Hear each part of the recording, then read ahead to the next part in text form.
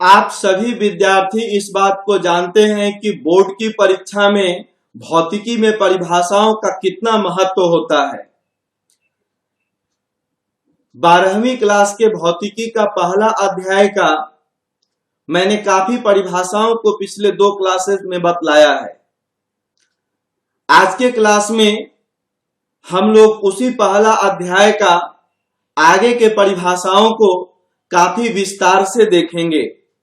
सुप्रभात, मैं राजीव रंजन आप सभी विद्यार्थियों का पूरे टॉप ट्यूटोरियल की ओर से तहे दिल से हार्दिक स्वागत करता हूं। तो चलिए आज की क्लास शुरू करते हैं।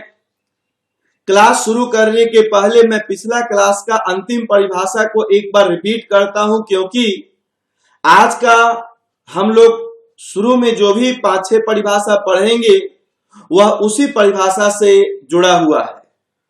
पिछला क्लास में हमने सबसे अंत में बतलाया था विद्युत क्षेत्र के बारे में। उसमें हमने बतलाया था वैसा क्षेत्र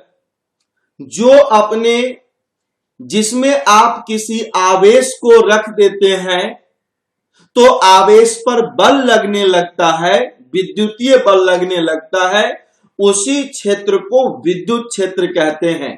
क्लियर है? वैसा क्षेत्र जिसमें किसी आवेश को लाने पर उस आवेश पर विद्युत बल लगने लगता है, उस क्षेत्र को विद्युतीय क्षेत्र कहते हैं। तो देखो, विद्युत क्षेत्र एक भौतिक राशि है, इसका बहुत सा गुण है, बहुत सा उपयोग है। मैं इसके बारे में थोड़ा सा और बतलाता हूं, थोड़ा अलग तरह से बतलाता हूं। मान लीजिए कि आप जिस रूम में बैठे हुए हैं वहां का सभी खिड़की दरवाजा बंद है, कोई बल्ब भी नहीं जल रहा है, बिल्कुल अंधकार है, रात का 2 बजे का समय है, और उसी में एक बल्ब को जला दिया जाए तो क्या होगा? वह पूरा रूम लाइटेड हो जाएगा। आप कह सकते हैं कि एक बल्ब ने अपने आसपास के क्षेत्र में परिवर्तन लाया है, क्योंकि बल्ब के जलने के कारण ही वह कमरा प्रकाशमान हुआ है। एक दूसरा उदाहरण को जरा समझिए। आप जिस जगह बैठे हुए हैं वहां ना तो कोई सुगंध है ना दुर्गंध है, और उस जगह पर एक सड़ी हुई मछली को लाके रख दिया जाए तो क्या होगा? ये पूरा कमरा दुर्गंध से भर जाएगा। आप कह सकते हैं कि एक सड़ी हुई मछली भी अपने आसपास के क्षेत्र में परिवर्तन लाती है। तो देखिए, जिस प्रकार से एक बल्ब अपने आसपास के क्षेत्र में परिवर्तन लाता है, जिस प्रकार से एक सड़ी हुई मछली अपने आसपास के क्षेत्र में परिवर्तन लाती है, बिल्कुल उसी प्रकार से एक आवेश भी अपने आसपास के क्षेत्र में परिवर्तन लाता है, और उसी परिवर्तित क्षेत्र को विद्युत क्षेत्र कहते हैं। और उसी विद्युत क्षेत्र का एक गुण है कि उसमें अगर आप किसी आवेश को लाएंगे तो उस पर विद्युत बल काम करने लगेगा। तो विद्युत क्षेत्र को हम इस तरह से अगर समझें तो और बेहतर होगा कि आवेश अपने आसपास के क्षेत्र को परिवर्तित करता है, उस परिवर्तित क्षेत्र को ही विद्युत क्षेत्र कहते हैं। इसको मैं जरा सा फिगर से समझाता हूं, देखिएगा। मान लेते हैं कि यह एक आवेश है। मैंने मान लिया कि यह एक आवेश है, तो यह आवेश अपने आसपास के क्षेत्र में परिवर्तन लाएगा।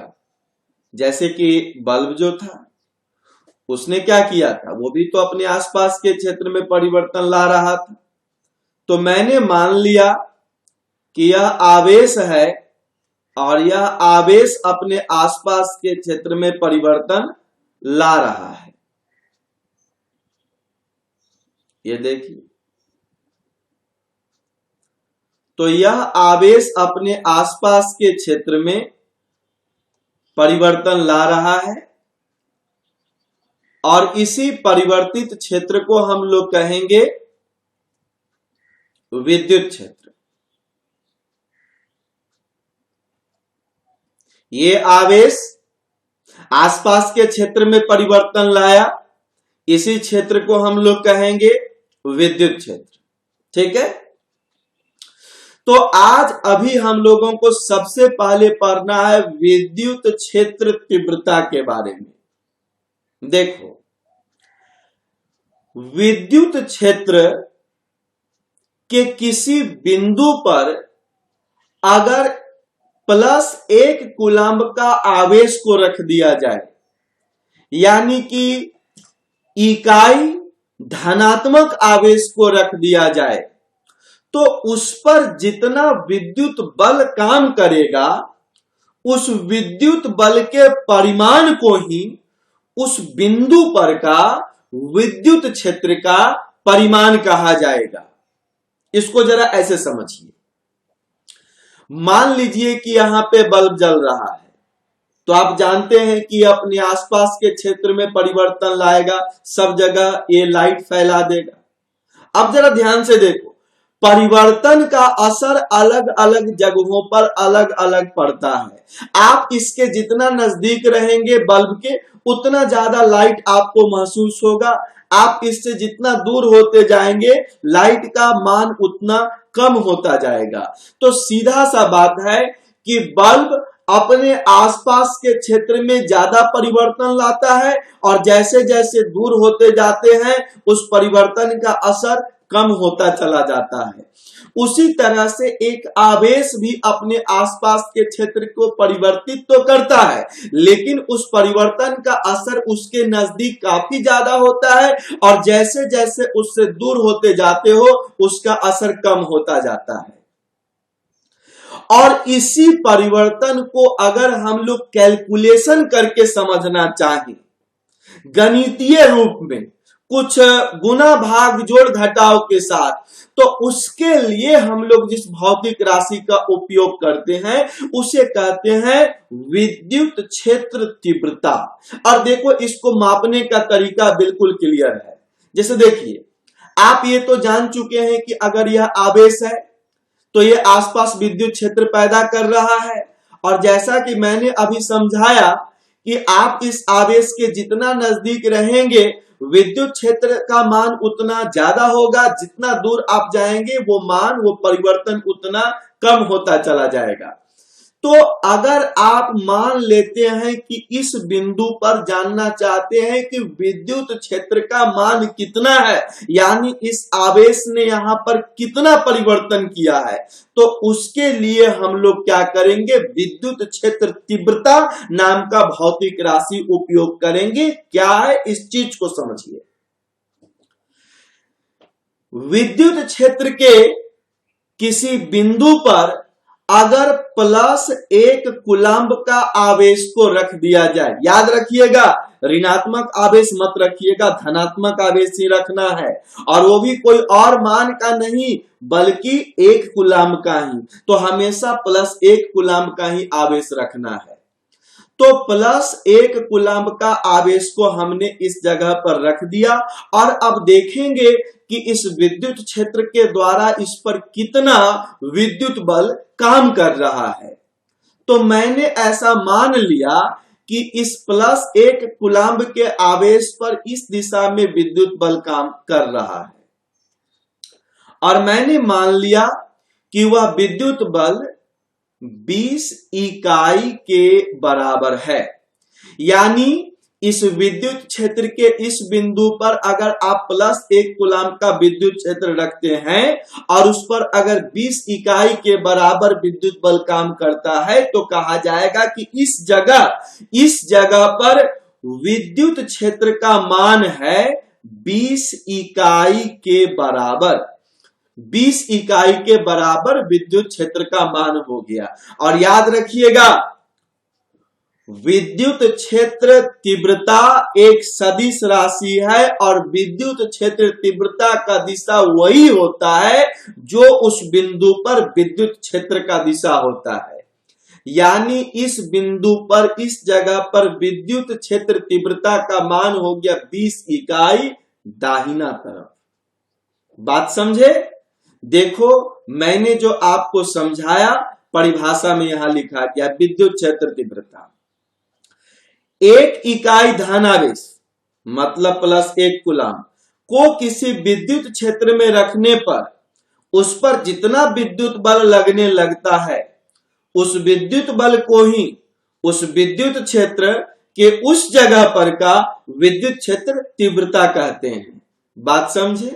तो यहां पर +1 कूलम का आवेश रखे, 20 इकाई का इधर लगा, तो यह कहलाया यहां का विद्युत क्षेत्र तीव्रता। अगर आप +1 इकाई के बराबर आवेश को यहां पर रख देते हैं और इस पर इस दिशा में मान लेते हैं काम करता है विद्युत क्षेत्र, और मैंने मान लिया कि वो 5 इकाई के बराबर है, तो कहा जाएगा कि इस बिंदु पर विद्युत क्षेत्र तीव्रता का मान 5 इकाई है नीचे के तरफ। बात समझे? एक बात और याद रखिएगा, विद्युत क्षेत्र तीव्रता को संक्षेप में सिर्फ विद्युत क्षेत्र भी कहते हैं। क्या मैंने कहा? विद्युत क्षेत्र तीव्रता को संक्षेप में सिर्फ विद्युत क्षेत्र भी कहते हैं। देखिए मैंने उस बात को भी यहां पर लिख दिया है कि विद्युत क्षेत्र तीव्रता को सिर्फ विद्युत क्षेत्र भी कहा जाता है। तो चलिए आगे बढ़ते हैं। तो अब नेक्स्ट हम लोग देखेंगे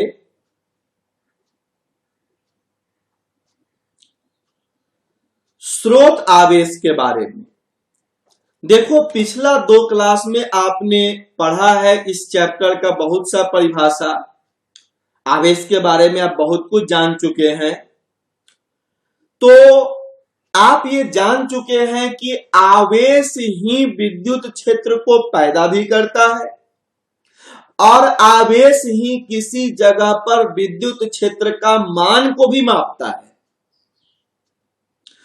तो जो आवेश विद्युत क्षेत्र को पैदा कर रहा है, उस विद्युत क्षेत्र को, जिस विद्युत क्षेत्र में हम कोई कार्य कर रहे हैं, कोई प्रयोग कर रहे हैं, जिस विद्युत क्षेत्र में जाकर हम कोई कार्य कर रहे हैं, कोई प्रयोग कर रहे हैं, कोई कैलकुलेशन कर रहे हैं, उस विद्युत क्षेत्र को जिस आवेश ने पैदा किया, उस आवेश को स्रोत आवेश कहते हैं। जैसे कि इसको आप ये पिछला वाला परिभाषा से समझ लीजिए। जैसे कि देखो इस विद्युत क्षेत्र पर हमने यहां कार्य किया था और इस विद्युत क्षेत्र को किसने पैदा किया था? ये वाला आवेश ने। तो इसी आवेश को हम लोग कहेंगे स्रोत आवेश। स्रोत का वैसे भी आप मतलब जानते हैं, पैदा करने वाला, जिसने पैदा किया, ये स्रोत है। तो देखो वही परिभाषा यहां पे दिया गया है। ये देखिए, अगर हम किसी विद्युत क्षेत्र में कुछ कार्य कर रहे हैं तो उस विद्युत क्षेत्र को उत्पन्न करने वाले आवेश को स्रोत आवेश कहते हैं। तो चलिए अब आगे हम लोग देखते हैं परीक्षण आवेश के बारे में। ये देखिए, परीक्षण नाम से यह स्पष्ट है, परीक्षा, जांचना, जिसका उपयोग हमने कोई जगह पर कोई चीज को जांचने के लिए किया। देखिए सीधा सा बात है, किसी बिंदु पर विद्युत क्षेत्र तीव्रता को जांचने के लिए हम लोग जिस आवेश का उपयोग करते हैं, उस आवेश को ही कहा जाता है परीक्षण आवेश। क्या मैंने कहा? फिर से सुनिए, विद्युत क्षेत्र के किसी बिंदु पर की विद्युत क्षेत्र तीव्रता को जांचने के लिए हम लोग जिस आवेश का उपयोग करते हैं, उस आवेश को कहते हैं परीक्षण आवेश। जैसे कि देखो यहां पर हमने ये जो आवेश लिया, इस आवेश को परीक्षण आवेश कहेंगे, क्योंकि इस आवेश का हमने उपयोग किया इस जगह पर, इस बिंदु पर के विद्युत क्षेत्र तीव्रता को मापने के लिए। वैसे ही यहां पे हमने इस आवेश का उपयोग किया था इस जगह पर का विद्युत क्षेत्र तीव्रता को मापने के लिए, तो इस आवेश को भी हम लोग कहेंगे परीक्षण आवेश। एक बात और याद रखिएगा, यहां तो पिछला ही परिभाषा में मैंने बतलाया कि इस आवेश का मान हमेशा धनात्मक होगा, तो यह बात स्पष्ट हो चुका है कि परीक्षण आवेश धनात्मक ही होगा। दूसरा बात देखिए, ये मान कितना कम है, 1 कूलम, कम ही है ना। आगे मैं आपको बतलाऊंगा कि इसका मान इससे भी बहुत बहुत बहुत बहुत कम लिया जाएगा। अब क्यों लिया जाएगा ये हम लोग आगे के क्लास में चर्चा करेंगे, लेकिन ये दिमाग में रखिए कि इस आवेश का मान धनात्मक तो होगा ही, और इसको इससे भी कम करेंगे, यानी अत्यंत सूक्ष्म आकार और अत्यंत सूक्ष्म मान वाला, अत्यंत छोटा मान वाला धनात्मक आवेश लेंगे, वही कहलाएगा परीक्षण आवेश। तो क्या हुआ परीक्षण आवेश का परिभाषा? किसी बिंदु पर का विद्युत क्षेत्र तीव्रता या कोई और अन्य चीज को मापने के लिए हम लोग अत्यंत सूक्ष्म आकार और सूक्ष्म मान वाला एक धनात्मक आवेश का उपयोग करते हैं, और उसी आवेश को परीक्षण आवेश कहते हैं। ये देखिए, जो मैंने आपको परिभाषा समझाया दिया गया है, जिस अत्यंत सूक्ष्म धन आवेश का उपयोग विद्युत क्षेत्र के किसी बिंदु पर की तीव्रता मापने के लिए किया जाता है, उसे ही परीक्षण आवेश कहते हैं। क्लियर है? आगे बढ़े, चलिए आगे बढ़ते हैं। तो अगला पॉइंट हम लोगों को स्टडी करना है विद्युतशीलता। क्या पढ़ना है? विद्युतशीलता। चलिए, एक बहुत ही इंपॉर्टेंट पॉइंट है, आगे बहुत जगहों पर आएगा, ध्यान से समझिएगा, विद्यार्थी को थोड़ा कंफ्यूजन भी होता है इसमें। विद्युत क्षेत्र क्या है, ये चीज तो आप समझ रहे हैं। अब देखो, इस विद्युत क्षेत्र को मैं थोड़ा सा और विस्तार से समझाता हूं। ऐसा है कि इस विद्युत क्षेत्र का यह गुण होता है कि यह अपने आसपास के हर क्षेत्र को, या कोई चीज वहां मौजूद है उसमें भी किसी न किसी तरह से परिवर्तन ले ही आता है। इस चीज को पहले जरा ध्यान से समझिएगा, इसको ऐसे समझिए। देखो, मान लेते हैं कि रूम में बल्ब जल रहा है, आप जान रहे हैं कि बल्ब के कारण आसपास के क्षेत्र में परिवर्तन होता है, क्योंकि बल्ब से जो लाइट निकला सभी जगह गया, सब चीज को प्रकाशित कर दिया, परिवर्तन हुआ। लेकिन देखो, ये जो प्रकाश है ना, उसका एक खासियत है, वो हर चीज के अंदर प्रवेश नहीं कर सकता, अपारदर्शक चीजों को पार नहीं कर सकता है वो। यानी प्रकाश परिवर्तन ला सकता है खाली स्थान में, हवा में, पारदर्शक चीजों में, हर चीज में नहीं, हर चीज के अंदर घुस नहीं सकता है वो। लेकिन याद रखिएगा, ये जो विद्युत क्षेत्र है ना, इसका सबसे बड़ा खासियत है कि यह हर चीज के अंदर घुस सकता है। यानी कि विद्युत क्षेत्र का यह सबसे बड़ा गुण है कि वह अपने आसपास मौजूद हर चीज में घुस सकता है, हर चीज में परिवर्तन ला सकता है। लेकिन इसके ठीक विपरीत, वो अगर किसी पदार्थ के अंदर घुसना चाहता है तो वह पदार्थ उसका विरोध करता है, उसको अपोज करता है, उसको बाधित करता है।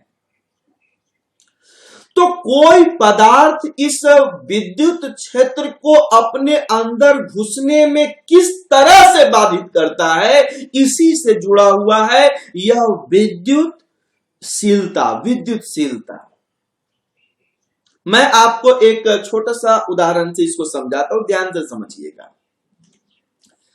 जैसे कि देखो, मान लिया हमने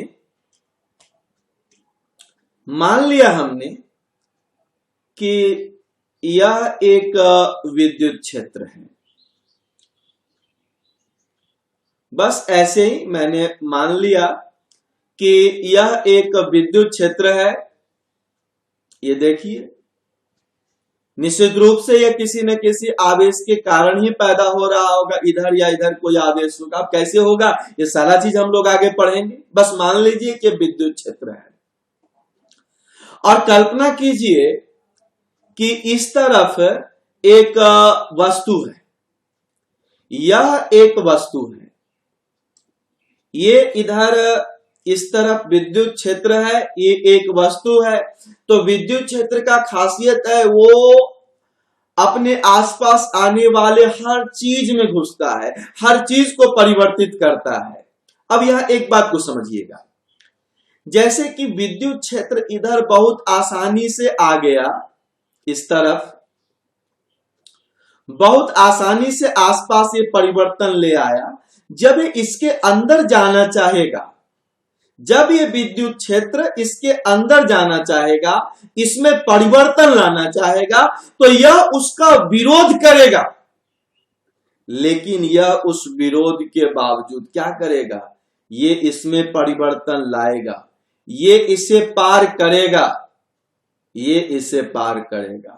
याद रखिएगा, ये चाहे कोई भी पदार्थ का बना हो फर्क नहीं पड़ता है, विरोध करेगा। ज्यादा विरोध कर सकता है, कम विरोध कर सकता है, लेकिन अल्टीमेटली इस विद्युत क्षेत्र रेखा को इसे तो पार करना ही है, ये पार करेगा। ये विद्युत क्षेत्र रेखा इसे पार करेगा, विरोध करेगा लेकिन ये पार करेगा।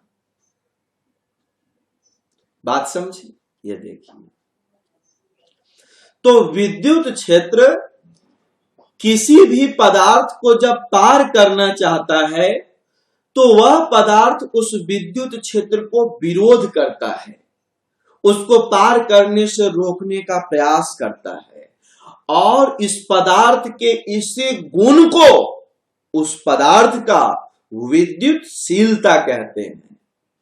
देखिए, ये परिभाषा यहां लिखा गया है। विद्युतशीलता किसी पदार्थ का वह गुण है जो उस पदार्थ को किसी विद्युत क्षेत्र में रखने पर उस पदार्थ के अंदर से होकर गुजरने वाले विद्युत क्षेत्र के विरोध को मापता है, विरोध करता है। उसी का जो मेजरमेंट करेंगे वह कहलाएगा विद्युतशीलता। बात समझे? चलिए अब आगे हम लोग देखते हैं। तो अब अगला है विद्युत क्षेत्र के अध्यारोपण का सिद्धांत। देखो, विद्युत क्षेत्र के अध्यारोपण का क्या सिद्धांत है, इस चीज को समझिए। पहले ऐसा करते हैं कि फिगर में समझाता हूं। ये मान लेते हैं कि यहां पर एक आवेश है, मैंने मान लिया कि एक आवेश यहां पे भी है, फिर मैंने मान लिया कि एक आवेश यहां पे भी है। मैंने 3 लिया, आप 2 भी ले सकते हैं, 4 भी, 10 भी, 50 भी, कुछ भी ले सकते हैं। यानी इस क्षेत्र में एक से ज्यादा आवेश मौजूद है। आवेश का तो गुण है कि वो अपने आसपास विद्युत क्षेत्र पैदा करेगा, तो यह आवेश भी विद्युत क्षेत्र पैदा करेगा, ये भी पैदा करेगा, ये भी पैदा करेगा। कौन कैसे पैदा करेगा आप जान चुके हैं काफी हद तक। तो मान लीजिए कि यह आवेश इस दिशा में ऐसे, इस दिशा, उसके बाद या फिर यहां से ये इस दिशा में ऐसे, इस दिशा में ऐसे विद्युत क्षेत्र पैदा कर रहा है, मैंने मान लिया। फिर उसी प्रकार से मैंने मान लिया कि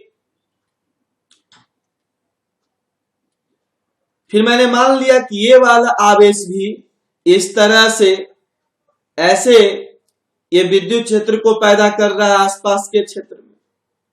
क्लियर? फिर मैंने मान लिया कि ये वाला आवेश भी इस प्रकार से ऐसे ये विद्युत क्षेत्र को पैदा कर रहा है, बस हमने ऐसा मान लिया। अब देखिए, अगर वातावरण में एक से ज्यादा आवेश मौजूद रहेगा तो हर आवेश अपने आसपास के क्षेत्र में विद्युत क्षेत्र पैदा करेगा ही करेगा। और उसके बाद क्या होगा कि आप ये जानना चाहेंगे कि किसी एक बिंदु पर, कोई खास जगह पर, जैसे उदाहरण के तौर पर मान लेता हूं कि ये वाला बिंदु, चल इस बिंदु का एक नाम भी दे देते हैं, बिंदु P, कि इस बिंदु पर कितना विद्युत क्षेत्र है, यानी कि कुल मिलाकर कितना विद्युत क्षेत्र है, क्या इसके बराबर या इसके बराबर या इसके बराबर या फिर कुछ और। याद रखिएगा, किसी बिंदु पर कुल विद्युत क्षेत्र का मान वहां पर सभी विद्युत क्षेत्रों के सदिश योगफल के बराबर होता है। यानी कि इस बिंदु पर का कुल विद्युत क्षेत्र जो होगा वह इसके द्वारा बनाया गया ये वाला विद्युत क्षेत्र, चले नाम दे देते हैं, कुछ नाम दे देते हैं E1, इसके द्वारा यहां पैदा किया गया ये वाला विद्युत क्षेत्र, चलिए नाम दे देते हैं E2, फिर इसके द्वारा यहां पैदा किया गया ये वाला विद्युत क्षेत्र E3, अगर और रहता तो और भी आता E4 E5 वगैरह। तो इन सभी को जब हम लोग सदिश तरीका से जोड़ेंगे तो जो योगफल हमें मिलेगा, क्लास 11th का शुरू में ही फिजिक्स का सबसे इंपॉर्टेंट चैप्टर है वेक्टर, सदिश। अगर आपने क्लास 11th का फिजिक्स में वेक्टर नहीं पढ़ा है तो आप निश्चित रूप से क्लास 11th का वेक्टर को पूरी तरह से पढ़ लीजिए। मैं थोड़ा सा रुककर यहां पर 1 मिनट वेक्टर को समझाता हूं। देखो, वेक्टर वास्तव में मैथ्स का एक चैप्टर है, सदिश वास्तव में मैथ्स का, लेकिन फिजिक्स में वेक्टर का बहुत ज्यादा उपयोग है। आप सीधे सीधे मान लीजिए कि हमारे शरीर में जो महत्व खून का होता है, बिल्कुल वही महत्व भौतिकी में सदिश का होता है। सदिश को ही इंग्लिश में वेक्टर कहते हैं। है 11th में शुरू का ही एक हिस्सा है ये, लेकिन ये मत सोचिए कि 11th में था और 12 में उसका क्या रोल है। याद रखिएगा, 12 का सिर्फ एक सेक्शन यानी चैप्टर के हिसाब से अगर मैं कहूं तो सिर्फ 2 चैप्टर, 2 भी नहीं, सिर्फ एक चैप्टर, रे ऑप्टिक्स, सिर्फ 12 का एक चैप्टर जिसका नाम है रे ऑप्टिक्स, उसको छोड़कर बाकी हर चैप्टर में सदिश का जबरदस्त यूज है। तो अगर आपका सदिश पर कमांड नहीं है तो 12 में काफी दिक्कत होगी, लेकिन इसके लिए आपको कोई परेशान होने की जरूरत नहीं है।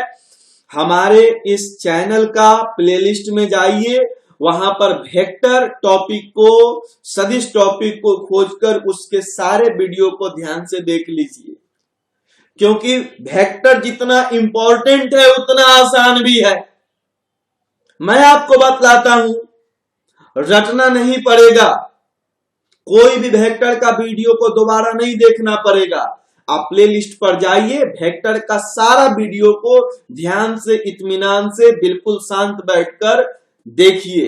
बस एक एक बार हर वीडियो को देखिए, उसमें जितना ही वीडियो है सारा आपके दिमाग के अंदर अपने आप स्टोर होते चला जाएगा। और इसके कारण मैं आपको बतलाता हूं कि 12 में आपको जितना मेहनत करना है उसमें बहुत कमी आ जाएगी अगर आपका वेक्टर पर बेहतर कमांड रहेगा तो, और नहीं तो दिक्कत बहुत ज्यादा होगी 12 में। वेक्टर पे जरूर कमांड कीजिए। चलिए वापस हम लोग यहां पे लौटते हैं। तो अब हम लोग क्या करेंगे, यहां पर इस बिंदु पर का कुल विद्युत क्षेत्र निकालने के लिए इन सभी विद्युत क्षेत्रों को, मतलब E1 को, E2 को, E3 वगैरह को आपस में जोड़ देंगे। किस मेथड से? सदिश मेथड से जोड़ेंगे। क्लियर है ना? तो इसी चीज को कहते हैं विद्युत क्षेत्र के अध्यारोपण का सिद्धांत।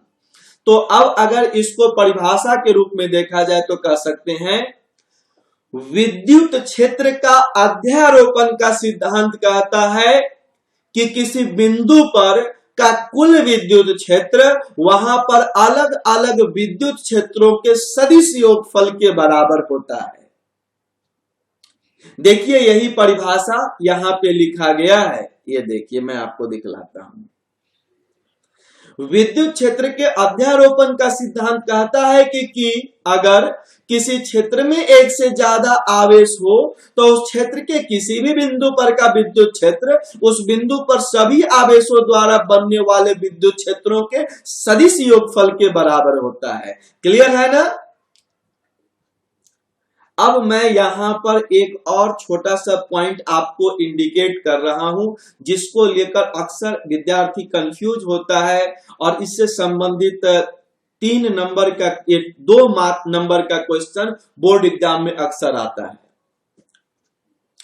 अगर आप इस फिगर को ध्यान से देखिएगा तो आपको यहां पर लगेगा कि ये वाला विद्युत क्षेत्र, ये वाला विद्युत क्षेत्र और ये वाला विद्युत क्षेत्र एक दूसरे को काट रहा है। यहां पे आपको लगेगा कि ये रेखा एक दूसरे को काट रहा है। एक बहुत ही महत्वपूर्ण बिंदु है कि विद्युत क्षेत्र रेखा एक दूसरे को काटता नहीं है। क्यों नहीं काटता है, इस पर 2 नंबर का क्वेश्चन बोर्ड एग्जाम में अक्सर पूछता है। अक्सर पूछने का हमारा सेंस है, मान के चलिए हर 2 साल 3 साल में एक बार रिपीट हो ही जाता है। तो फिर आप देख रहे हैं कि यहाँ पे हमने फिगर को बनाया है जिसमें कि एक दूसरा को काट रहा है, तो फिर ये क्या मतलब है कि यहाँ एक दूसरा को काट रहा है, हम देख रहे हैं और पढ़ेंगे आगे चलकर कि एक दूसरा को नहीं काटता है। तो जब हम लोग इसी चैप्टर का लघु उत्तरीय प्रश्न से संबंधित थ्योरी को देखेंगे तो वहां पर मैं इस चीज को बतलाऊंगा, मैं वहां इस फिगर को फिर ले जाऊंगा, इस फिगर को ध्यान रखिएगा। ठीक है, चलिए अब हम लोग आगे बढ़ते हैं। तो अगला हमारा पॉइंट है विद्युत क्षेत्र रेखा। बहुत आसान है, बहुत आसान है। चलिए ऐसा करते हैं कि मैं इसका पहले किताब वाला ही परिभाषा बतलाता हूं जो कि अक्सर हम लोगों को सभी किताबों में मिलता है, फिर मैं इसको विस्तार से भी आप लोगों को समझाऊंगा। देखिए, आप ये बात अब भली भांति समझ चुके हैं कि अगर विद्युत क्षेत्र में किसी आवेश को रख देंगे तो विद्युत क्षेत्र उस आवेश पर बल लगाएगा। और आप जानते हैं कि किसी वस्तु पर अगर बल लग रहा है तो वह वस्तु उस बल की दिशा में चलने भी लगता है, जाने भी लगता है। तो स्वाभाविक है कि आवेश को विद्युत क्षेत्र में रखकर छोड़ दीजिएगा तो उस पर विद्युत बल लगेगा और विद्युत बल के कारण वो आगे की तरफ बढ़ने लगेगा, है ना? तो देखो, किसी विद्युत क्षेत्र में अगर किसी धनात्मक आवेश को रख के छोड़ दिया जाए तो वह जिस रास्ता से होकर जाएगा उस रास्ता को ही विद्युत क्षेत्र रेखा कहते हैं। यह परिभाषा आपको लगभग सब जगह मिलेगा। क्या मैंने कहा? अगर विद्युत क्षेत्र में किसी धन आवेश को छोड़ दिया जाए रखकर तो वह जिस रास्ता से होकर चलता है उस रास्ता को ही विद्युत क्षेत्र रेखा कहते हैं। चलिए मैं इसको फिगर में आपको समझाता हूं, देखिएगा। मान लेते हैं कि एक विद्युत क्षेत्र रेखा है, जैसे कि कल्पना कीजिए कि इस तरह से ऐसे, या देखिए इसको मैं समझाता हूं, एक मिनट और इसको। जैसे मान लेते हैं कि इस क्षेत्र में विद्युत क्षेत्र मौजूद है। ये देखिए, मैं मान लेता हूं कि यह एक ऐसा क्षेत्र है जो विद्युत क्षेत्र है। यानी आवेश ने यहां पर कुछ परिवर्तन करके रख दिया है, ये विद्युत क्षेत्र है। अब ऐसा कीजिए कि इसमें आप किसी धनात्मक आवेश को लाके रख दीजिए। मान लेते हैं कि आप यहां पर एक धनात्मक आवेश को प्लस वाले आवेश को लाके रख दिए, तो जैसे ही आप छोड़िएगा ना, इस पर बल लगेगा, विद्युत क्षेत्र इस पर बल लगाएगा और ये गति करने लगेगा।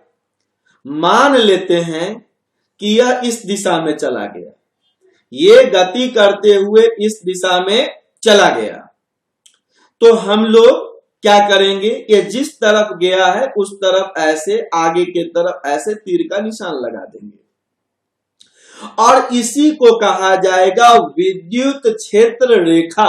क्या कहेंगे इसको? विद्युत क्षेत्र रेखा। एक और उदाहरण देखिए, तो यह एक ऐसा क्षेत्र है जिसे हम विद्युत क्षेत्र कह रहे हैं, यानी कि यह परिवर्तित क्षेत्र है, आवेश ने इस क्षेत्र में परिवर्तन लाया है। अब ऐसा करते हैं कि यहां पर इस क्षेत्र में एक और धनात्मक आवेश को लाके रख देते हैं। चलिए मैं यहां पे एक दूसरा धनात्मक आवेश को लाके रख देता हूं और रख के छोड़ देते हैं। तो मान लेते हैं कि रखकर छोड़ने के कारण ये इस दिशा में चला गया, तो ये जिस दिशा में गया इसमें भी ऐसे आगे के तरफ तीर का निशान लगा दीजिए, तो इसे भी हम लोग कहेंगे विद्युत क्षेत्र रेखा। तो यह भी बन गया विद्युत क्षेत्र रेखा, ये भी बन गया विद्युत क्षेत्र रेखा। याद रखिएगा, विद्युत क्षेत्र रेखा में जो हम आवेश लेंगे वो धनात्मक प्रकृति का ही लेंगे और कुछ कारणों से उसका मान भी बहुत छोटा लेंगे, जितना छोटा मान संभव है। अब क्यों छोटा मान लेंगे ये आगे हम लोग पढ़ेंगे, लेकिन धनात्मक होना चाहिए और मान छोटा होना चाहिए। तो देखो मैंने जो परिभाषा आपको यहां समझाया वो यहां पे दिया गया है, ये देखिए विद्युत क्षेत्र रेखा। जब किसी विद्युत क्षेत्र में परीक्षण आवेश को, देखो परीक्षण आवेश का भी तो मतलब वही हो गया ना, धनात्मक प्रकृति वाला और काफी छोटा मान वाला, उसी को तो परीक्षण आवेश कहते हैं।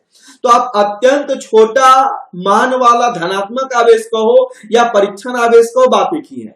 जब किसी विद्युत क्षेत्र में परीक्षण आवेश को किसी जगह रखकर छोड़ दिया जाता है, तब वह जिस रास्ता से होते हुए जाता है उस रास्ता को ही विद्युत क्षेत्र रेखा कहते हैं। ये क्लियर है?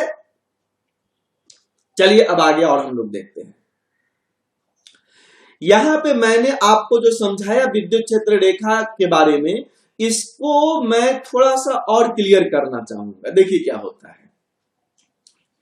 इसको थोड़ा सा अलग तरह से देखते हैं, जिसमें कि किताब वाला वाक्य कम हो और समझने वाला चीज, दिमाग में बैठाने वाला चीज ज्यादा हो। देखिए ध्यान से, कोई भी चीज अगर अपने आसपास के क्षेत्र में परिवर्तन लाता है तो निश्चित रूप से उससे कुछ न कुछ चीज बाहर की तरफ निकलता है और उसी के वजह से परिवर्तन होता है। जैसे कि प्रकाश, कल्पना कीजिए यह एक बल्ब है, या चलिए और इसको बेहतर समझिए, मान लीजिए कि यह सूर्य है। तो आप जानते हैं ना कि सूर्य से प्रकाश की किरणें निकलती है, तो सूर्य से प्रकाश की किरणें निकलती है और वही प्रकाश का किरण सभी दिशाओं में, ये सभी दिशाओं में ये फैलता है और इसी प्रकाश के किरण के वजह से परिवर्तन होता है। मालूम ही है ना? तो सूर्य से निकलता है प्रकाश का किरण, वही प्रकाश का किरण अपने आसपास के हर दिशाओं में फैलता है और उसी के वजह से होता है परिवर्तन। दूसरा देखिए वो मछली वाला उदाहरण, आखिर मछली ने अपने आसपास के क्षेत्र में कैसे परिवर्तन किया? उससे भी तो कुछ निकला, दुर्गंध का कण उससे निकला, वो आसपास के क्षेत्र में फैला, परिवर्तन उसके वजह से हुआ।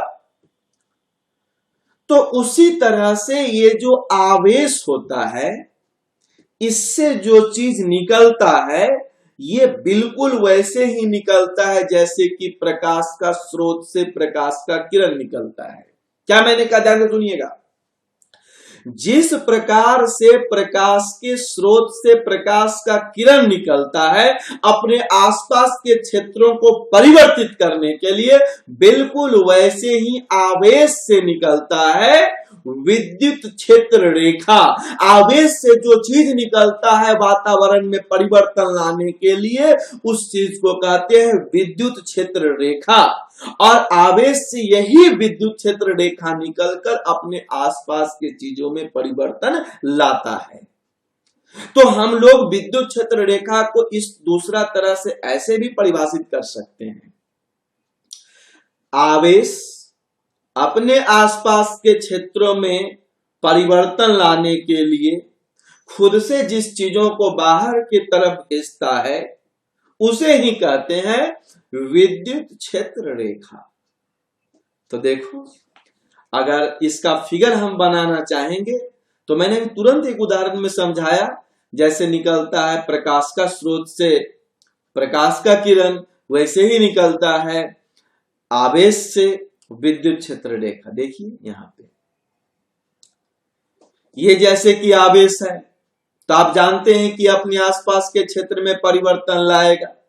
तो परिवर्तन ये किस प्रकार से ला रहा है, तो इससे देखिए इस प्रकार से ये निकल रहा है, ये निकल रहा है, ये निकल रहा है, ये निकल रहा है, ये सब जो निकल रहा है इसी को हम लोग क्या कहते हैं, इसी को हम लोग कहते हैं विद्युत क्षेत्र रेखा। क्या कहेंगे, विद्युत क्षेत्र रेखा। क्लियर है।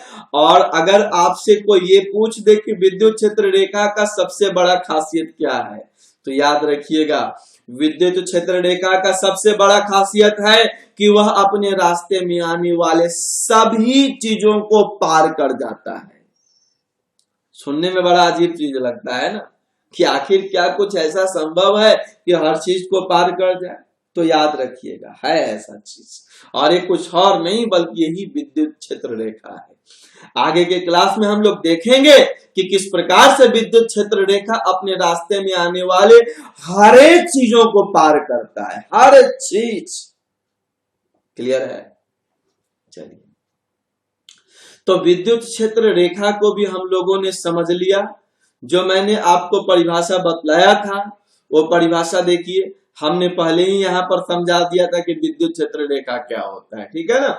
तो चलिए अब बढ़ते हैं आगे। नेक्स्ट है घन कोण। इसे ठोस कोण भी कहा जाता है और सॉलिड एंगल कहा जाता है इसको इंग्लिश में। ये क्या है, ध्यान से देखिएगा। ऐसे वास्तव में देखा जाए तो जो सॉलिड एंगल या जो घन कोण है ये वास्तव में मैथ्स का हिस्सा है, और वो भी 11-12 में नहीं, वास्तव में ये ग्रेजुएशन के मैथ्स के सिलेबस में आता है विस्तार से, लेकिन फिजिक्स में जरूरत पड़ती है इसलिए इसको यहाँ पे पढ़ना पड़ता है। चलिए हम लोग देखते हैं थोड़ा सा। ये देखो, ये मान लेते हैं कि यह एक सतह है। ये थोड़ा सा 3D स्ट्रक्चर हो जाएगा। 3D समझते हो ना, त्रिविमीय, जिसमें लंबाई भी है, चौड़ाई भी है, ऊंचाई भी है। ये देखो, जिसमें सिर्फ लंबाई है एक विमीय हो गया, जिसमें लंबाई के साथ साथ चौड़ाई भी आ गया द्विविमीय हो गया, और जिसमें लंबाई भी है, चौड़ाई भी है, ऊंचाई या मोटाई भी है, वो त्रिविमीय हो गया, 3 डायमेंशनल हो गया। उसी को शॉर्ट फॉर्म में 3D कहते हैं। तो यहाँ पे जो फिगर बनाने जा रहे हैं ना वो 3D है, ठीक है। तो ये मैंने एक सतह लिया है। कैसा सतह, ये इस प्रकार से, ऐसे आप सीधा सीधा मान सकते हैं ना, एक थाली, खाना जिसमें हम लोग खाते हैं, एक प्लेट है इस प्रकार से ऐसे, और उस प्लेट के ठीक नीचे में मैं एक बिंदु ले रहा हूं। क्लियर है। ये देखिए, इसके ठीक नीचे में मैं यहां पर एक बिंदु इस प्रकार से ऐसे ले रहा हूं, ऐसे। तो ये ऐसे है एक प्लेट, इस तरह से ऐसे ये प्लेट है, और इसके ठीक नीचे में एक बिंदु है। क्लियर है ना। अब देखो क्या करना है, इसके सभी किनारों से एक एक सीधा लाइन खींचकर उस बिंदु को मिला दीजिए। क्या मैंने कहा, जैसे कि ये प्लेट है तो एक इस किनारा से एक सीधा लाइन खींचकर इस बिंदु तक चले गए, फिर एक यहां से सीधा लाइन खींचकर इस बिंदु के पास चले गए, फिर इस यहां से आगे से यहां से एक बिंदु, एक सीधा लाइन खींचकर इस बिंदु तक चले गए, फिर इस पीछे वाले जगह से एक सीधा लाइन खींचकर इस बिंदु तक चले गए। यानी कि इसका जो बाहरी घेरा है, ये पूरा बाहरी घेरा पर जितना भी बिंदु मौजूद है, उन सभी बिंदुओं से एक एक सरल रेखा हम लोग खींच देंगे उस बिंदु तक। बात समझे? मैं यहां पर सब तो नहीं खींच सकता हूं क्योंकि फिगर तो फिर नजर ही नहीं आएगा। मैं कुछ को यहां दिखलाता हूं। जैसे देखो, इसका इधर वाला सिरा से ऐसे मिला दिए, इसका इधर वाला सिरा से ऐसे मिला दिए, इसका यहां वाला हिस्सा से ऐसे मिला दिए, है ना, इसका यहां वाला हिस्सा से ऐसे मिला दिए। ये देखो, इसके अंदर वाला ये वाला पार्ट से भी ऐसे मिला दिया मैंने, फिर इसके अंदर वाला ये हिस्सा से हमने ऐसे मिला दिया है ना। इस तरह से इसको मिला देंगे। तो इस बिंदु के पास में गौर से देखो, ऐसे कोन का आकार बन जाएगा। इस तरह से ऐसे कोन, भुंजा वाला, अरे जो मार्केट में मिलता है मूंगफली, वो सब खाने के लिए, भुंजा खाने के लिए, है ना, ऐसे कोन के आकार का कोन, बिल्कुल ऐसे कीप के आकार का। हिंदी में इसको कोन ही कहते हैं। तो शंकु, हिंदी में शंकु कहते हैं और इंग्लिश में कोन कहते हैं इसको। तो देखिए यहां पे जो ऐसे जो आकार बन रहा है ना, ये वाला बिंदु के पास में ये जो इस प्रकार का आकार बन रहा है, तो ये जो ऐसे आकार बना ना, इसको हम लोग कहते हैं सॉलिड एंगल, हिंदी में कहते हैं घन कोण। ये यहां पर मैं इस फिगर को फिर से, ये देखिए यहां पर ऐसे, एक सेकेंड, ये यहां पर ऐसे जो हिस्सा जो बन रहा है अंदर में, ये वाला जो हिस्सा बना, इसी को हम लोग कहेंगे सॉलिड एंगल, घन कोण। क्लियर है? चलिए देखते हैं आगे।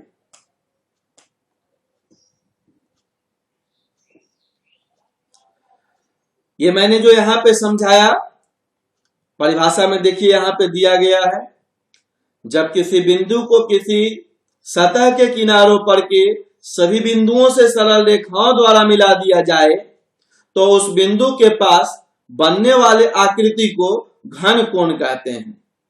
क्लियर है? तो चलिए अब आगे हम लोग बढ़ते हैं।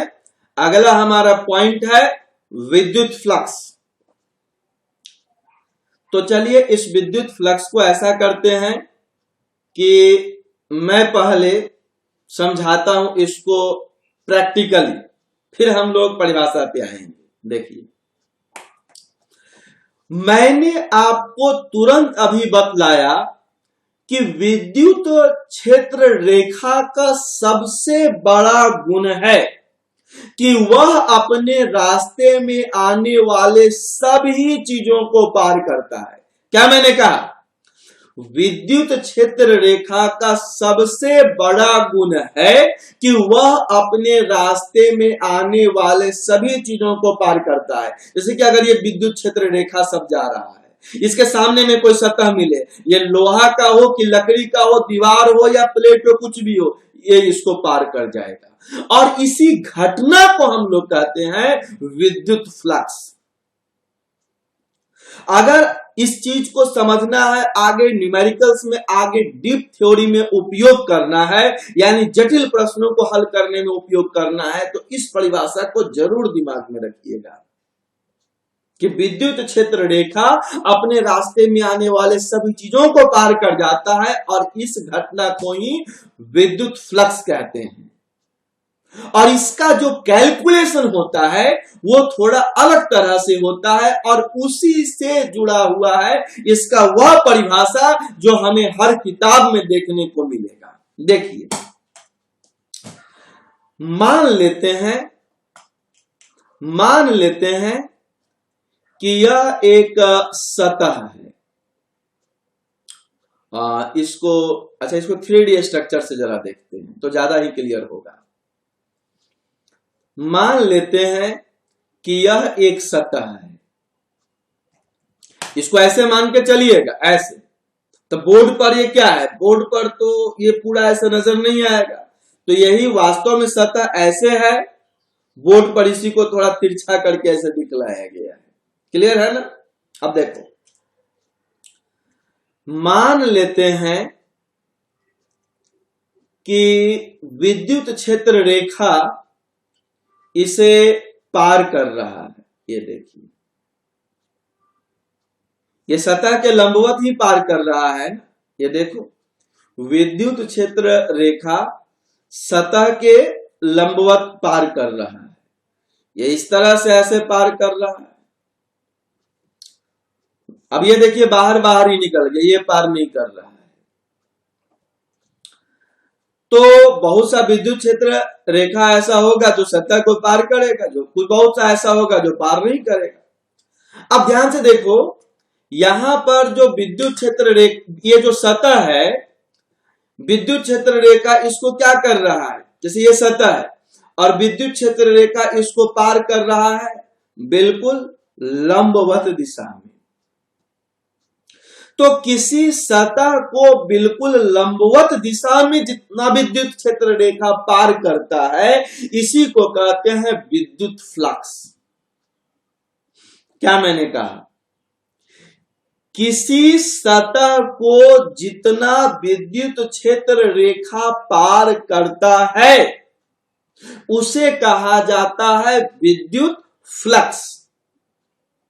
तो जैसे कि यहां पे हम लोग कहेंगे कि ये वाला रेखा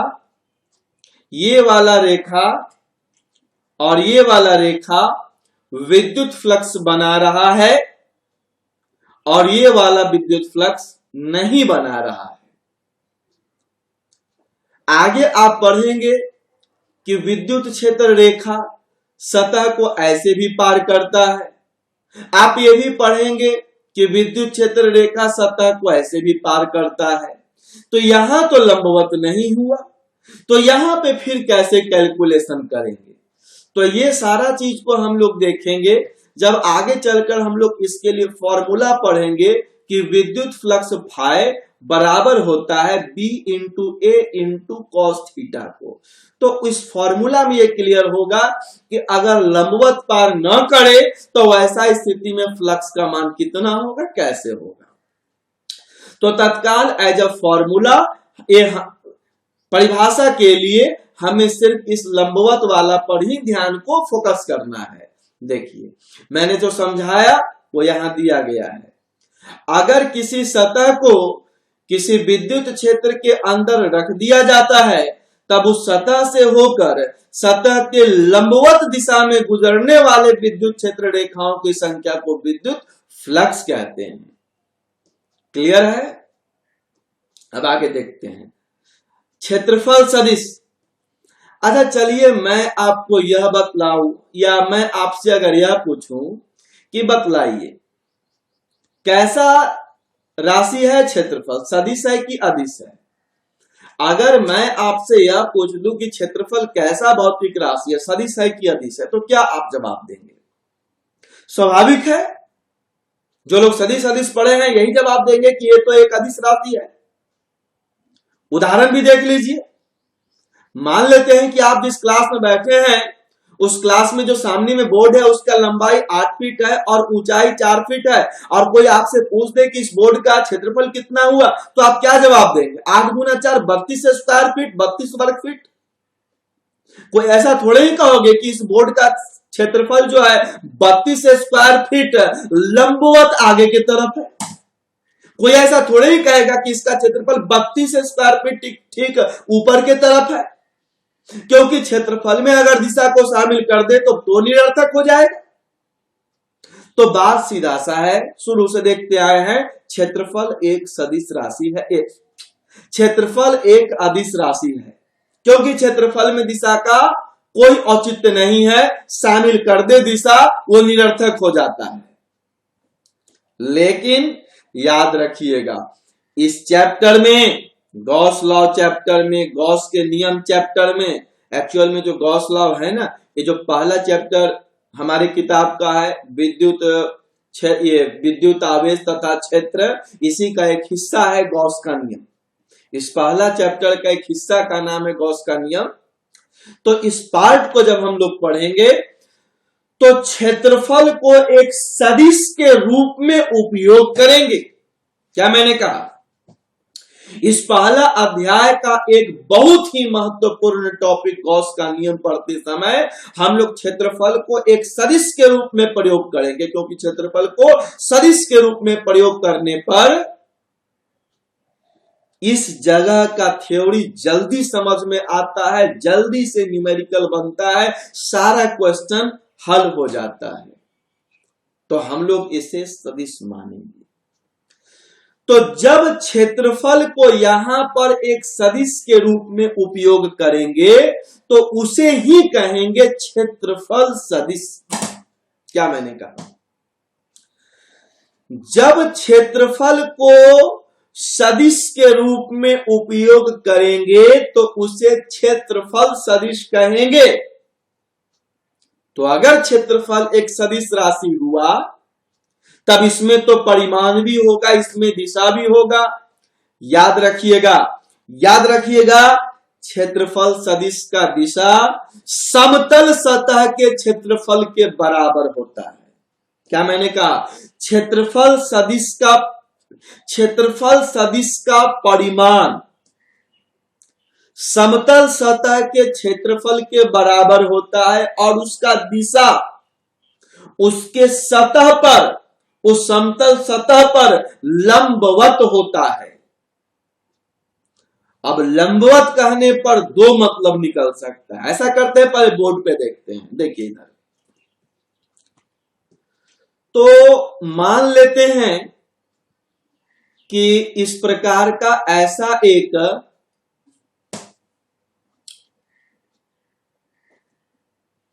ये मान लेते हैं कि ऐसा एक समतल सतह है। ये देखो, फिर वही 3D स्ट्रक्चर है, इस तरह का सतह है। ऐसा आप इसको ऐसा मान सकते हैं कि एक गोल मेज है, खाना खाने वाला जो मेज होता है ना गोल, ये उस तरह का ऐसा गोल मेज है और बिल्कुल ऐसे क्षैतिज सतह है। उदग्र सतह, झुका हुआ सतह, क्षैतिज सतह में है। तो क्षैतिज है, समतल है, और मान लेते हैं कि इसका जो क्षेत्रफल है यह a के बराबर है। ये पूरा क्षेत्रफल a के बराबर। अब a का मान 20 वर्ग फीट 4 स्क्वायर मीटर कुछ भी हो सकता है। तो देखो, इस चैप्टर में इसके क्षेत्रफल को एक सदिश के रूप में हम लोग पढ़ेंगे और उसका नाम देंगे क्षेत्रफल सदिश। तो इस क्षेत्रफल सदिश का जो दिशा होगा वह इसके सतह के लंबवत होगा। तो सतह ऐसे है ना, सतह पर लंबवत कहने का दो मतलब निकलता है कि या तो ठीक ऊपर या फिर ठीक ऐसे नीचे के तरफ। तो इसका जो दिशा होगा, यह दिशा या तो इस तरफ जाएगा सतह पर लंबवत, या फिर इसका दिशा जो है वह इस तरफ जाएगा। एक साथ दोनों तरफ नहीं जाएगा, कोई एक तरफ जाएगा। या तो इसका दिशा जो होगा वह इस तरफ जाएगा या फिर इसका दिशा इस तरफ जाएगा। यानी यह कहलाएगा क्षेत्रफल सदिश A या यह कहलाएगा क्षेत्रफल सदिश A। अब बात है कि किधर इधर किधर, ये निर्भर करेगा कि विद्युत क्षेत्र कौन सा दिशा के साथ छोटा कोण बना रहा है। जैसे देखो, मान लेते हैं कि इससे संबंधित प्रश्न में विद्युत क्षेत्र इस दिशा में है। मान लिया मैंने कि विद्युत क्षेत्र इस दिशा में है, ऐसे है।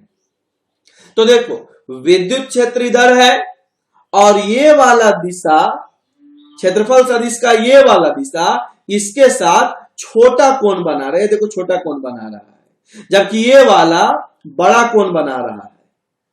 तो ये वाला नहीं कहलाएगा क्षेत्रफल सदिश, यह कहलाएगा क्षेत्रफल सदिश। बात समझे? क्षेत्रफल सदिश का दिशा समतल के लंबवत तो होगा, दो उसमें चीज मिलता है, या तो इधर या इधर। दोनों में उधर जो विद्युत क्षेत्र के साथ में छोटा कोण बनाएगा। अगर ये छोटा कोण बना रहा है तो इधर ये हुआ। अगर विद्युत क्षेत्र इस दिशा में रहता तो फिर ये हो जाता। तो मैंने जो समझाया देखिए वो यहां पे दिया गया है, क्षेत्रफल सदिश एक सदिश राशि है जिसका परिमाण समतल सतह के क्षेत्रफल के बराबर होता है तथा दिशा समतल सतह के लंबवत होता है। तो चलिए अब आज का हम लोग आखिरी पढ़ते हैं वैद्युत द्विध्रुव। यह वैद्युत द्विध्रुव क्या होता है, चलिए देखिए, बहुत ईजी है, परिभाषा तो बहुत ईजी है। ये मान लेते हैं कि यहां पर हमने एक आवेश को रख दिया जो है +2 माइक्रोकुलाम्ब का, यहां पे हमने एक दूसरा आवेश को रख दिया जो है -2 माइक्रोकुलाम्ब का, और मैंने मान लिया कि ये वाला जो दूरी है ना, यह दूरी बहुत कम है। ये दूरी कैसा है जी, ये दूरी बहुत कम है, बहुत कम है ये दूरी। तो इसी व्यवस्था को, इसी निकाय को हम लोग कहते हैं विद्युत द्विध्रुव। परिभाषा समझ में आया, नहीं समझ में आया? देखो, विपरीत प्रकृति वाले और बराबर परिमाण वाले जब दो अत्यंत सूक्ष्म आवेशों को एक दूसरा से बहुत कम दूरी पर रख देते हैं तो इसी व्यवस्था को, इस निकाय को विद्युत द्विध्रुव कहते हैं। यानी अगर विद्युत द्विध्रुव बनाना है तो दो आवेश लेना पड़ेगा, आकार में जितना छोटा छोटा हो उतना अच्छा, दोनों को बहुत कम दूरी पे रखना पड़ेगा, बहुत ही कम दूरी पर, जितना कम दूरी आप ला सकते हैं, एकदम कम दूरी पर। हाँ, एक बात का ध्यान रखना है कि दोनों आवेश विपरीत प्रकृति का हो, मतलब एक अगर धनात्मक तो दूसरा ऋणात्मक, पहला ऋणात्मक तो दूसरा धनात्मक, और साथ ही साथ दोनों का परिमाण यानी मात्रा बराबर बराबर होना चाहिए। जैसे कि एक अगर +2 माइक्रोकुलाम है तो दूसरा -2 माइक्रोकुलाम। अगर ये पहला वाला रहता +5 माइक्रोकुलाम तो दूसरा वाला रहता -5 माइक्रोकुलाम। अगर पहला वाला रहता -3 माइक्रोकुलाम तो दूसरा वाला रहता +3 माइक्रोकुलाम। समझ में आ गया? बहुत इजी परिभाषा। देखिए वही परिभाषा यहाँ पे लिखा गया है, ये देखिए, वैद्युत द्विध्रुव जब समान परिमाण एवं विपरीत प्रकृति वाले दो विद्युत आवेशों को एक दूसरे से काफी कम दूरी पर रख दिया जाता है तो इसी निकाय को वैद्युत द्विध्रुव कहते हैं। तो समझ में आया? तो आज के लिए हम लोग इतना ही रहने देते हैं। मैं फिर एक बात आपको यहां पर कहना चाहता हूं कि अगर आप हमारे इस वीडियो को स्पष्ट रूप से देख रहे हैं, समझ रहे हैं, रेगुलर देख रहे हैं, तो आपको बोर्ड एग्जाम में फिजिक्स के लिए कुछ और सोचने की आवश्यकता नहीं है। अभी मैं आपको परिभाषाओं को समझा रहा हूं, मैं सारे चैप्टर्स में आने वाले सभी परिभाषाओं को विस्तार से समझाऊंगा, जिससे क्या होगा कि एक तरह से चैप्टर पर आपका कमांड आ जाएगा कि चैप्टर में क्या क्या पढ़ना है। तो सभी चैप्टर्स के सभी परिभाषाओं को विस्तार से पढ़ेंगे, फिर उसके बाद में हम लोग हर चैप्टर में आने वाले सूत्रों को देखेंगे, काफी विस्तार से समझते हुए, रटना नहीं है। उसके बाद में हर चैप्टर में आने वाले सभी लघु उत्तरीय प्रश्नों, फिर दीर्घ उत्तरीय प्रश्नों को देखेंगे, और जितना भी चीज को हम लोग देखेंगे पूरा कॉन्सेप्ट के साथ, ताकि आपको इसे रटना न पड़े और किसी और जगह फिर जाकर दोबारा मेहनत भी आपको ना करना पड़े। बस आप रेगुलर ढंग से वीडियो को देखते रहिए, सारे क्लासेस को अटेंड करते रहिए। तो अगर आपने हमारे चैनल को अब तक सब्सक्राइब नहीं किया है तो निश्चित रूप से सब्सक्राइब कर लें और अपने दोस्तों को भी इसके बारे में बतलाएं। तो चलिए आज के लिए इतना ही रहने देते हैं, मिलते हैं हम लोग अगले क्लास में। तब तक के लिए शुभ रात्रि, जय Hind.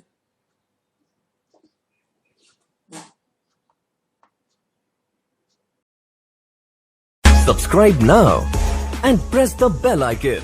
Never miss an update.